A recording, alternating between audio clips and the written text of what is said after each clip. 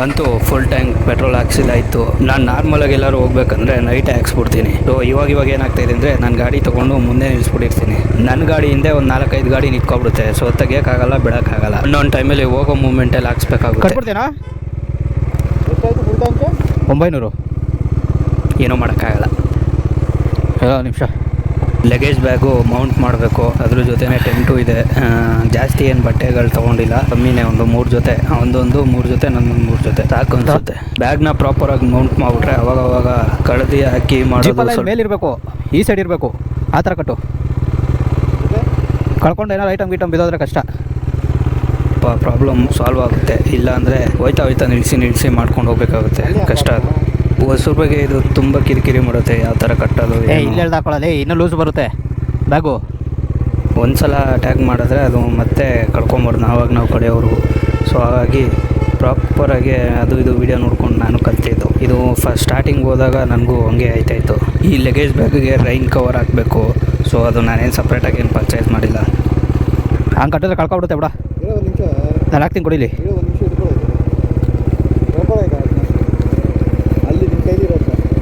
ಎರಡು ಹೊಡಿತಾಯಿದೆ. ರೈನ್ ಏನಿಲ್ವಲ್ಲ, ನೋಡೋಣ ಅಂತ ಸುಮ್ಮನೆ ಎಂತಕ್ಕೆ ಅಂತ ನಾನೇನು ಪರ್ಚೇಸ್ ಮಾಡಿಲ್ಲ. ನನ್ನ ತಮ್ಮ ಕಟ್ಟಿರೋದು ನೋಡ್ರೆ ಪಕ್ಕ ಇದು ಲೂಸಾಗಿ ಕಳ್ಕೊಳುತ್ತೆ. ಮತ್ತೆ ಎಲ್ಲರೂ ಒಂದು ಸ್ಟಾಪ್ ಹಾಕ್ಬಿಟ್ಟು ರೀಕ್ರಿಯೇಟೆಲ್ಲ ಮತ್ತೆ ಕಟ್ಟಬೇಕಾಗುತ್ತೆ. ಇವನು ಕಟ್ಟಕ್ಕೆ ಬರೋಲ್ಲ, ಹೇಳೋ ಮಾತು ಕೇಳೋಲ್ಲ, ಏನು ಮಾಡೋಕ್ಕಾಗಲ್ಲ ಅಷ್ಟೇ.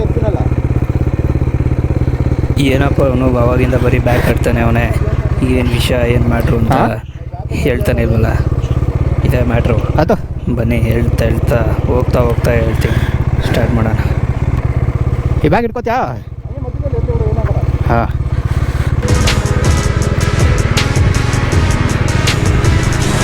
ಯಾವ ರೂಟ್ ಹೇಳಿ ಇವಾಗ? ಈ ನಾಯಂಡಹಳ್ಳಿ ರೂಟಾ? ಓಕೆ.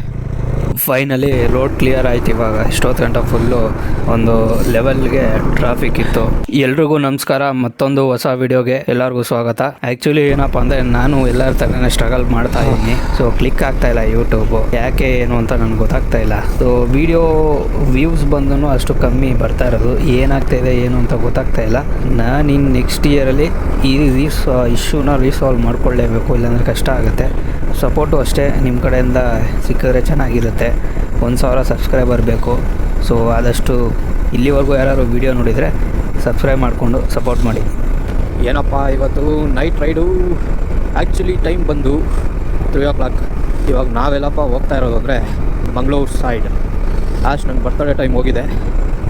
ನನ್ನ ತಮ್ಮನ ಜೊತೆ ಯಾವುದೇ ಆನ್ ರೋಡ್ ಟ್ರಿಪ್ ಮಾಡಿರಲಿಲ್ಲ. ಸೊ ಈಗ ಟೈಮು. ಆ್ಯಕ್ಚುಲಿ ಅವ್ನ ಡೆಸ್ಟಿನೇಷನ್ ಎಲ್ಲ ಅವನೇ ಪಿಕ್ ಮಾಡಿರೋದು. ನನ್ನದೇನಿಲ್ಲ, ಸುಮ್ಮನೆ ಜಸ್ಟು ಅನ್ಪ್ಲ್ಯಾನು ಎತ್ತದ ಗಾಡಿ ಹೋದ ಅಷ್ಟೇ. ಎಲ್ಲ ಒಂದೇ ಲೊಕೇಶನ್ನು. ಯಾವ 4-5 ಪ್ಲೇಸ್ಗಳು ಹೇಳಿದ್ದಾನೆ. 4-5 ಅಲ್ಲ, ಒಂದು 10 ಪ್ಲೇಸ್ ಇದೆ. ಪ್ರಾಬ್ಲಮ್ ಏನು ಅಂದರೆ ಈಗ 1100 ಕಿಲೋಮೀಟ್ರಿಗೆ ಸರ್ವಿಸ್ ಫಿಕ್ಸ್ ಆಗಿಬಿಟ್ಟಿದೆ. ಸೊ ನಾವು ಅರ್ಧ ಲೊಕೇಶನ್ ಕಟ್ ಮಾಡಬೇಕಾಗುತ್ತೆ ಅನ್ಕೋತೀನಿ. ಮೇ ಬಿ ನಮ್ಗೆ ಲಿಮಿಟ್ ಇರೋದೇ ಇವಾಗ 1000. ಮೇಲೆ ಏನಾದ್ರು ನಾವು ಅದ್ರ ಮೇಲೆ ಜಾಸ್ತಿ ಓಟ್ ತರಿಸಿದ್ರೆ, ಅಕಸ್ಮಾತ್ ಜಾಸ್ತಿ ರನ್ ಮಾಡ್ಬಿಟ್ಟು ನಾವು ಏನಾದ್ರು ತೊಗೊಬಂದು ಕೊಟ್ಟರೆ ಕಷ್ಟ. ಇವರು ಸರ್ವಿಸ್ ಸೆಂಟ್ರ್ ಏನು ಹೇಳ್ತಾರೆ, ಸರ್ ನೀವು ಆನ್ ಟೈಮ್ಗೆ ಸರ್ವಿಸು ಬಿಟ್ಟಿಲ್ಲ ಸರ್, ಕಿಲೋಮೀಟ್ರ್ ವೈಸ್ ಮೇಂಟೈನ್ ಮಾಡಿಲ್ಲ, ಸೊ ಇದು ನಿಮ್ಮದೇ ಫಾಲ್ಟು ಅಂತ ಎಲ್ಲ ನಮ್ಮ ಮೇಲೆ ಹಾಕ್ಬಿಡ್ತಾರೆ. ಸೊ ಅದಕ್ಕೆ ಅದೊಂದು ಫಿಯರ್ ಇದೆ. ಅದು ಬಿಟ್ಟರೆ ಯಾವುದೂ ಇಲ್ಲ. ಅದೊಂದೇ ಸ್ವಲ್ಪ ನಾವೊಂದು ಹೋಗಿ ಬರೋದು ಎಲ್ಲ ಸೇರಿ 1400 ಆಗ್ಬೋದು. ಸೊ ಫಸ್ಟ್ ಪ್ಲೇಸ್ ಬಂದು ಈ ಹಾಸನದಲ್ಲಿ ಯಾವುದೋ ಒಂದು ಚರ್ಚ್ ಟೈಪ್ ಬರುತ್ತೆ ನೋಡಿ, ಅದು ಡ್ಯಾಮು ಇಲ್ಲ ಕೆರೆನ ಒಳಗಡೆ ಮುಳುಗೋಗಿದೆಯಲ್ಲ, ಆ ಪ್ಲೇಸ್ ಅಂತೆ. ಸೊ ಅದು ಸ್ಟೋರಿ ನೆಕ್ಸ್ಟ್ ಅಲ್ಲಿ ಹೋದ್ಮೇಲೆ ಹೇಳ್ತೀನಿ, ಗೊತ್ತಿಲ್ಲ. ಜಾಸ್ತಿ ಮಾತಾಡ್ಕೊಂಡು ಹೋಗೋಕ್ಕೂ ಆಗೋಲ್ಲ, ಯಾಕಂದರೆ ಅದು ನೈಟೆಲ್ಲ ವಿಸಿಬಿಲಿಟಿ ಬೇರೆ ಕಮ್ಮಿ.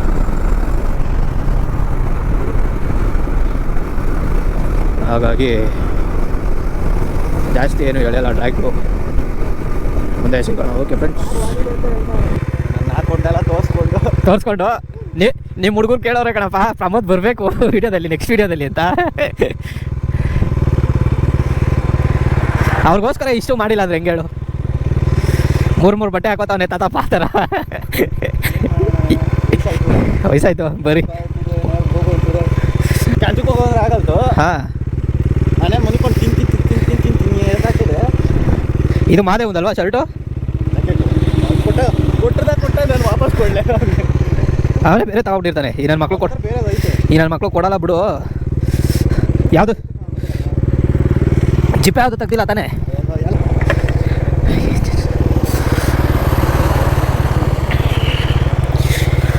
ಯಬ್ಬ ಶೂಣೆ ಅತ್ತಯ್ಯ. ಹಾಂ ಹಾಂ ರೈಟ್ ಆ ಟಿಕೆಟ್ ತೊಗೊಂಡಿದ್ದೀರೇನ್ರಿ? ಓಹ್ ಚಳಿ ತೆಗ್ತೈತಪ್ಪ.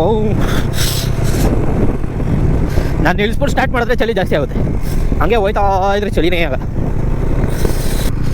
ಪೂಜಪ್ಪ ಸ್ವಾಮಿ, ಏನು ಈ ಲೆವೆಲ್ಗೆ ಚಳಿ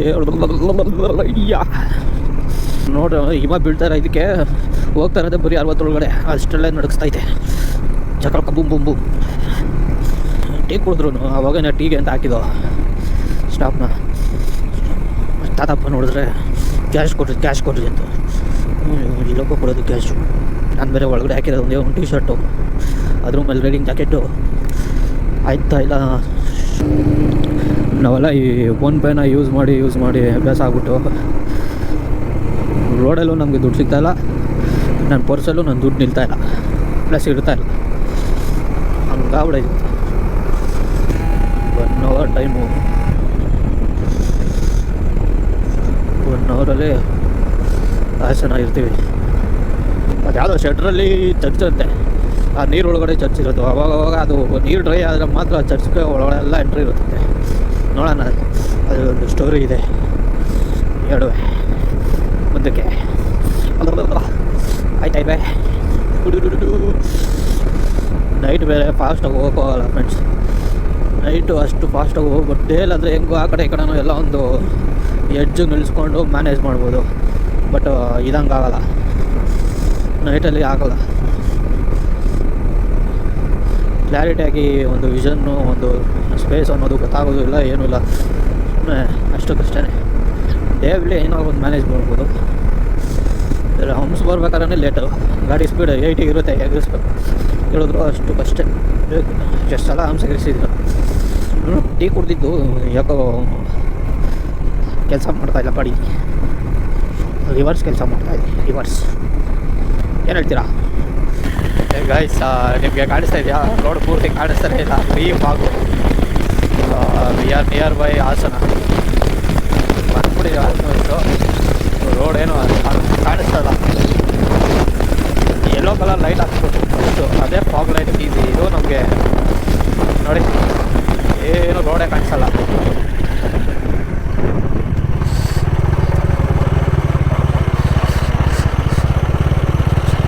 ಈ ರೀಸನ್ಗೆ ಕೋಲ್ಡ್ ಆಗ್ತಲ್ಲ.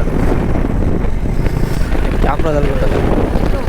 ಹಾಂ ಹಾಗೆ ಮಾಡೋಣ. ಎಲ್ಲ ಕಣ ಇಲ್ಲೇ ಹಾಕೊಡೋಣ. ಹಾಂ ಯಾಕೆ ಅಂದರೆ ಖಾಲಿ ಬಸ್ ಸ್ಟಾಪ್ ಇರಬೇಕು. ಹಾಂ ಓಯ್ ಏನು ಫಾಗ್ ಇಕ್ಕೈತೆ, ರೋಡೇ ಕಾಣಿಸ್ತಾ ಇಲ್ಲ. ಎಷ್ಟು ಕಿಲೋಮೀಟ್ರ್ ಐತೆ ಹಾಸನ? 49 ಕಿಲೋಮೀಟ್ರ್ ಐತೆ, ಇನ್ನೂ ಬಂದೇ ಇಲ್ಲ ನಾವು. ಅಷ್ಟು ಬೇಗ ಇಷ್ಟು ಫಾಗು. ಇನ್ನು ಹಾಸನದಲ್ಲಿ ಮಳೆನೇ ಅನ್ಕೋತೀನಿ. ನೋಡಲ್ಲ ಹೆಂಗೈತೆ ರೋಡು. ಹಾಂ ಈ ಥರ ಐತೆ, ಮಳೆ ಬರ್ದೇ ಇರುತ್ತೇನಾ? ರೋಡೇ ಕಾಣಿಸ್ತಾ ಇಲ್ಲ. ಇದಕ್ಕೆಲ್ಲ ಫಾಗ್ ಲೈಟ್ ಹಾಕ್ಸ್ಬೇಕು, ಅಂದರೆ ಯೆಲ್ಲೋ ಕಲರ್ ಬರುತ್ತೆ ಗೊತ್ತಾ, ಆ ಥರ ಲೈಟ್ ಹಾಕ್ಸ್ಬೇಕು. ಸೊ ಆವಾಗ ಈಸಿ ಇರುತ್ತೆ, ರೋಡು ಕ್ಲಿಯರಾಗಿ ಕಾಣಿಸುತ್ತೆ. ನಮ್ಮದು ಗಾಡಿ ಬಂದು ವೈಟ್ ಲೈಟ್ ಬರುತ್ತೆ, LED ವೈಟ್ ಕಲರು. ಸೊ ಅದು ಅಷ್ಟೇ ಕಾನ್ಫಿಡೆನ್ಸ್ ಇರೋಲ್ಲ. ಐ ಥಿಂಕ್ ವಿನ್ ನಾಯ್ಸ್ ಜಾಸ್ತಿ ಇರುತ್ತೆ, ಸ್ವಲ್ಪ ಅಡ್ಜಸ್ಟ್ ಮಾಡ್ಕೊಳ್ಳಿ. ಮೇನ್ ಕೆಲವೇ ದಿನಗಳಲ್ಲಿ ನನ್ನ ರೋಡೇ ಕಾಣಿಸ್ತಾರೆ ನೋಡ್ರಿ. ಹಿಂಗಿದ್ರೆ ಏನೂ ಗೊತ್ತಾಗಲ್ಲ. ಯಾವ್ದಾದ್ರು ಬಸ್ ಸ್ಟ್ಯಾಂಡು ನಾನು ಅಬ್ಸರ್ವ್ ಮಾಡ್ತಾ ಇರಲ್ಲ, ಬರೀ ರೋಡ್ ನೋಡ್ತಾ ಇರ್ತೀನಿ. ಬಸ್ ಸ್ಟ್ಯಾಂಡ್ ಬಂತಂದರೆ ನಿನಗೆ ಏನಾದ್ರು ಕಾಣಿಸಿದ್ರೆ ಪಟ್ ಅಂತ ಇದು ಮಾಡು. ಹಾಂ ಬೇಡ, ಇಲ್ಲಲ್ಲ ಸೇಫ್ಟಿ ಇರಲ್ಲ. ನೋಡಿ ಪೆಟ್ರೋಲ್ ಬಂಕ್ ಹತ್ರ ಹಾಕೋಣ. ಹಾಂ ಈ ಜಗಲಿ ಮೇಲೆ ಇದ್ರ ಮೇಲೆ ಹಾಕೋಬೋದಲ್ಲ, ಅದು ಆಗಿ ಇವ್ರು ಬಿಟ್ಬಿಡ್ತಾರೆ ಅಂತ ಭಯ. ಇನ್ನು 49 ಕಿಲೋಮೀಟ್ರ್ ಐತೆ. ಯಾರು ಐತಪ್ಪ ಅವಳು ದೇವ ಇದ್ದಂಗೆ ಅಲ್ಲ, ದೇವ ಇದ್ದಂಗಿಲ್ಲ, ದೇವದ ಮನೆ ಅದೇ ಇದ್ದಂಗೆ ಐತೆ ಅಂತಾನೆ. ಈ ಟೈಮಲ್ಲಿ ನೀವು ಚಿಕ್ಕಮಂಗ್ಳೂರು ಆ ಸೈಡ್ ಹೋದರೆ ಸಗದಾಗಿರುತ್ತೆ. ಲಿಟ್ರಲ್ಲಿ ನನಗೆ ಚೂರು ಕಾಣಿಸ್ತಲ್ಲ, ನನಗೆ ಯಾರಿಗೂ ಕಾಣಿಸೋದಿಲ್ಲ. ನಿಮ್ಮ ಕ್ಯಾಮ್ರಾದಲ್ಲಿ ಕಾಣಿಸ್ತಾ ಕಾಣಿಸಲ್ಲ ಗೊತ್ತಿಲ್ಲ. ಬರೀ ಗಂಟಲ್ಲಿ ನೋಡೋದು ನಿಮಗೆ ರೋಡಲ್ಲಿ ಒಂದು 100 ಮೀಟ್ರ್ ಕಾಣಿಸೋದು ಅಷ್ಟೇ. ಅದು ಬಿಟ್ಟರೆ ಅದರಿಂದ ಆಚೆ ನಿಮಗೆ ಏನು ಕಾಣಿಸಲ್ಲ, ಬರೀ ಫಾಗೆ. ಬರೋ ಥರ ಆಯ್ತಲ್ಲ. ಯಾಮಯ್ಯ ಇದೆ ಕೇಶವ. ಬ್ಯಾಂಗ್ಳೂರು ಟು ಕನಕಪುರ ಅಷ್ಟು ದೂರ ಇದೆ. ಸೊ ಈ ಫಾಗಲ್ಲೆಲ್ಲ ಹೋಗೋಕ್ಕಾಗಲ್ಲ, ಹೆವಿ ಫಾಗ್ ಆಯಿತು. ಇಲ್ಲೆಲ್ಲರೂ ಟೆಂಟ್ ಹಾಕಬೇಕು ಅಂತ ಪ್ಲ್ಯಾನ್ ಮಾಡ್ತೀವಿ. ನೋಡೋಣ ಯಾವುದಾದ್ರು ಬಸ್ ಸ್ಟಾಪು ಆ ಥರ ಇದ್ದರೆ ನೋಡ್ತೀವಿ. ಸೊ ಫಾಸ್ಟಾಗೂ ಹೋಗೋಕ್ಕಾಗಲ್ಲ, ಹೆವಿ ಮಳೆ. ಈ ಫಾಗ್ ತೋರಿಸ್ಬೇಕು ಅಂತಲೇ ಆನ್ ಮಾಡ್ಕೊಂಡಿದ್ದೀವಿ. ವಾಯ್ಸ್ ಕೇಳಿಸ್ತಾ ಇದೆಯೋ ಕೇಳಿಸಲ್ವ ನಿಮಗೆ ಗೊತ್ತಿಲ್ಲ, ಎಡಿಟ್ ಮಾಡೋ ಟೈಮಲ್ಲಿ ಗೊತ್ತಾಗುತ್ತೆ. ನಾವು ಜಾಸ್ತಿ ಇದ್ರಿ ಬೇಜಾರು ಮಾಡ್ಕೊಂಬರಿ, ದಯವಿಟ್ಟು ಎಷ್ಟು ನೋಡಿದ್ನ ಫಾಗ್ನ ನೋಡ್ತೀರಾ. ಓಕೆ, ನೆಕ್ಸ್ಟು ಟೆಂಟ್ ಹಾಕ್ಬೇಕಾದ್ರೆ ತೋರಿಸ್ತೀನಿ. ಫ್ರೆಂಡ್ಸ್ ನೋಡ್ಬೋದು, ಗಾಡಿ ಇಲ್ಲೇ ಹಾಕಿದ್ದೀನಿ. ನನ್ನ ತಮ್ಮಗೆ ಏನಿದೆ ಎಳಿತಾ ಇದೆ, ನನಗೂ ಫುಲ್ ಕೋಲ್ಡು, ಚಳಿ ಹೊಡಿತಾ ಇದೆ. ಸೊ ಹಾಗಾಗಿ ಒಂದು ಹಾಫ್ ಆನ್ ಅವರ್ ರೆಸ್ಟ್ ಮಾಡ್ತೀನಿ. ಸೊ ಈ ಪ್ಲೇಸಲ್ಲಿ ಸ್ವಲ್ಪ ಸೇಫ್ಟಿ ಇದೆ, ಗಾಡಿ ಎಲ್ಲ ನಿಂತಿದೆ ನೋಡಿ, ಅದಕ್ಕೆ ಇಲ್ಲಿ ಟೆಂಟ್ ಹಾಕ್ತೀವಿ. ಇಲ್ಲೇ ಹಾಕೊಬಿಡೋಣ. ನೀವೇನಾದ್ರು ಟೆಂಟ್ ಗಿಂಟ್ ಹಾಕೋ ಥರ ಇದ್ದರೆ ಈ ಥರ ಸೇಫ್ ಪ್ಲೇಸ್ ನೋಡಿಕೊಂಡು ಟೆಂಟ್ ಹಾಕೊಳ್ಳಿ. ಯಾಕಂದರೆ ಯಾವುದೂ ಪ್ರಾಬ್ಲಮ್ ಇರೋಲ್ಲ. ಎಲ್ಲೋ ಒಂದೊಂದು ಏರಿಯಾದಲ್ಲಿ ತುಂಬ ಡೇಂಜರ್ ಇರುತ್ತೆ, ಬಂದು ರಾಬ್ರಿ ಮಾಡೋದು ಆ ಥರ ಎಲ್ಲ ಮಾಡ್ತಾರೆ. ನೀವು ಕಂಟಿನ್ಯೂಸ್ ಆಗಿ 80-90 ಎಲ್ಲಾದ್ರು ಬಂದರೆ ಗಾಡಿನ ಒಂದು 15 ನಿಮಿಷ ಆನೆಲ್ಲೇ ಇಡಬೇಕು. ಯಾಕೆ ಅಂತ ಮುಂದೆ ಹೇಳ್ತೀನಿ. ಗಾಡಿ ನಿಲ್ಲಿಸಿದ್ದೀವಿ, ಸಾಕನ್ಸುತ್ತೆ.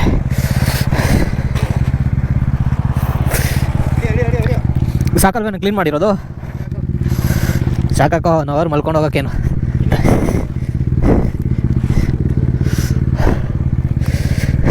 ಔಟ್ ಸೈಡ್ ಕ್ಯಾಂಪ್ ಮಾಡ್ತಾರೆ. ಇದೆ ಫಸ್ಟು ಡೋರ್ ಆ ಸೈಡ್ ಇರಲ್ಲ, ಈ ಸೈಡ್ ಇರಲ್ಲ. ಹಿಂಗೆ ತಿರ್ಸ್ಬಿಡ ಈ ಕಡೆಗೆ. ನಾನು ಯಾಕೆ ಈ ಥರ ಆನ್ ಮಾಡಿಟ್ಟಿದ್ದೀನಿ ಅಂತ ನಿಮ್ಗೆ ಹೇಳ್ತೀನಿ ನೆಕ್ಸ್ಟು. ಪ್ರಮೋದಾಗ ನಿದ್ದೆ ಬಂದಾಗ, ಹೊಟ್ಟೆ ಹಸ್ದಾಗ ಹೇಳು, ಅವನು ಆಗಿರಲ್ಲ ಅಲ್ಲಣ್ಣ. ನೋಡಿ, ಈ ಥರ ಬಸ್ ಸ್ಟಾಪ್ ಒಳಗಡೆ ಹಾಕಿದ್ರೆ ನೀವು ಸೇಫು. ಅಂದರೆ ಬಸ್ ಸ್ಟಾಪ್ ಇದ್ದ ಸೈಡಲ್ಲಿ ಹಾಕ್ಕೊಂಡ್ರೆ, ಅಲ್ಲೆಲ್ಲ ಮನೆ ಇರೋ ತಗೊಳ್ಳಿ ಹಾಕ್ಕೊಂಡ್ರೆ ಬೆಳಗ್ಗೆ ಎದ್ಬಿಟ್ಟು ತಲೆ ತಿಂತಾರೆ ಅವರು.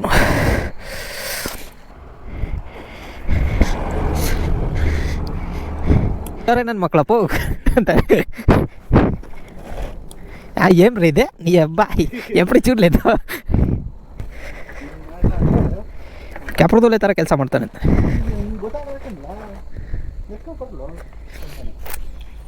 ಹಾಂ, ಪ್ರಮಾದ ನಿದ್ದೆ ಬಂದಿರೋದಕ್ಕೆ ಇಷ್ಟೊಂದು ಕೆಲಸ ಮಾಡ್ತಾನೆ. ಆಯ್ತಾನೆ ಆ ಕಡೆ. ಫೈನಲಿ ಎಲ್ಲ ಆಯಿತು ಫ್ರೆಂಡ್ಸ್. ಯಾವ ಲೆವೆಲ್ಗೆ ಫಾಗಲ್ಲಿ ಚಳಿ ಹೊಡಿತಾ ಇದೆ ಅಂದರೆ ಬಾಡಿ ಎಲ್ಲ ಫುಲ್ ಗಡಗಡ ಅಂತ ನಡೀತಾ ಇದೆ. ಹೊಸ ಮನೆ ಇನಾಗ್ರೇಷನ್ ಮಾಡ್ತಾ ಇದ್ದೀನಿ. ಇದಾಗಿತ್ತಲ್ಲ ನಾನು ಕ್ಯಾಂಪ್ ಹಾಕಿದಾಗ, ಮಳೆ ಬಂತಲ್ಲ ಅಲ್ಲಿ. ಹಾಂ, ಇನ್ನೇನು ಮತ್ತೆ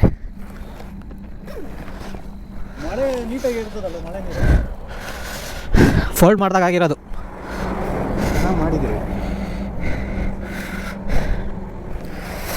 ಲಾಸ್ಟ್ ಟೈಮ್ ನಾವು ಕ್ಯಾಂಪ್ ಹಾಕಿದಾಗ ಮಳೆ ಬಂದಿತ್ತು. ಸೊ ನಾನು ಅದನ್ನು ನೀರನ್ನ ಸರಿಯಾಗಿ ಡ್ರೈ ಮಾಡಿ ಒಣಗಿಸಿರಲಿಲ್ಲ. ಏನಾಗ್ಬಿಟ್ಟಿದೆ ಎಲ್ಲ ಮುಗ್ಲು ಥರ ಆಗ್ಬಿಟ್ಟು ಕರೆ ಥರ ಆಗ್ಬಿಟ್ಟಿದೆ. ಈ ವೈಟು ಮೇಲಿದೆಯಲ್ಲ ಅದರ ತೊಗೊಳ್ಳೇಬಾರ್ದು. ನೆಕ್ಸ್ಟು ನೀವೇನಾದ್ರು ತೊಗೋತೀನಿ ಅಂದರೆ ಬ್ಲ್ಯಾಕ್ ಇರೋದನ್ನ ತೊಗೊಳ್ರಿ, ಕರೆ ಆದ್ರೂ ಗೊತ್ತಾಗಲ್ಲ. ಓಕೆ ಫ್ರೆಂಡ್ಸ್, ಒಂದು 1 hour or half an hour ನಿದ್ದೆ ಮಾಡಿ ಎದ್ದೇಳ್ತೀವಿ.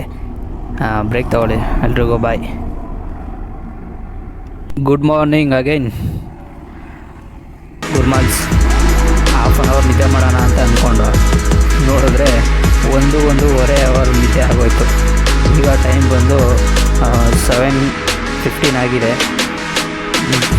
ಹೊರಡಬೇಕು, ಎಲ್ಲ ಕಳೆದಿರ್ತಾ ಇದ್ದೀವಿ. ಇದನ್ನು ಫೋಲ್ಡ್ ಮಾಡೋದು ತುಂಬ ಕಷ್ಟ. ಟೆಂಟ್ ಹಾಕ್ಕೊಳ್ಳೋದು ಈಸಿ, ಇದನ್ನು ಫೋಲ್ಡ್ ಮಾಡೋದಕ್ಕೆ ತುಂಬ ಕಷ್ಟ.